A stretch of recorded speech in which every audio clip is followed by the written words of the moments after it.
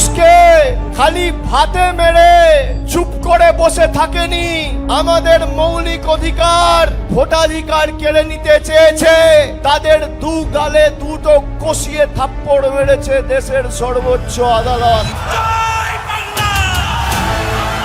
আজকে আস্তে আস্তে খবর পেলাম দেশের সর্বোচ্চ আদালত সুপ্রিম কোর্ট তৃণমূলের দাবিকে মান্যতা দিয়ে বলেছে লজিক্যাল ডিসক্রিপেন্সি লিস্ট রিলিজ করতে হবে।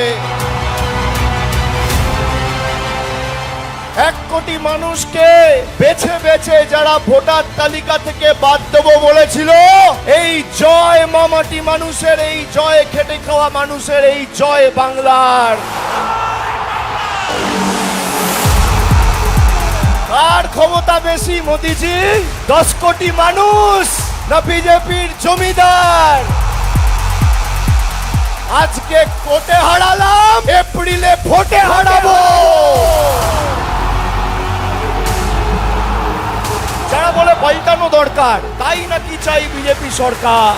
আমি বলি পাল্টানো দরকার, ভাঙো বিজেপির অহংকার। পাল্টানো দরকার, বাংলা সইবে না বহিরাগতদের অত্যাচার। পাল্টানো দরকার, বিজেপিকে করো ছাড়কার। পাল্টানো দরকার, ভাঙো জল্লাদদের জমিদারদের অত্যাচার আর অহংকার।